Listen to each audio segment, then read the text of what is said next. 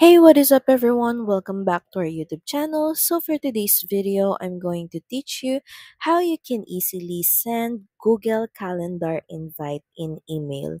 So all you have to do is just head over calendar.google.com on your search bar, then just press enter. Then from here, just make sure that you're logged in to your Google account.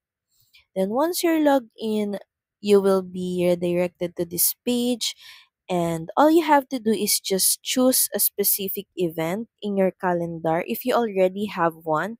But if you don't, you can easily create one just by clicking on this create button, then click on event, or you can easily just click on any date and any time and customize the event that you want to create.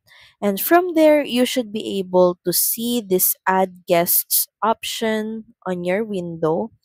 And from here, all you have to do is just type the name or the email address of the person that you want to send your invite email or invite link. Then once done, just customize or edit everything that you're going to need to edit. And once done, just click on save and the invite will be sent to their email. So that's pretty much it. Thank you very much for watching this video. I hope that you find this video helpful.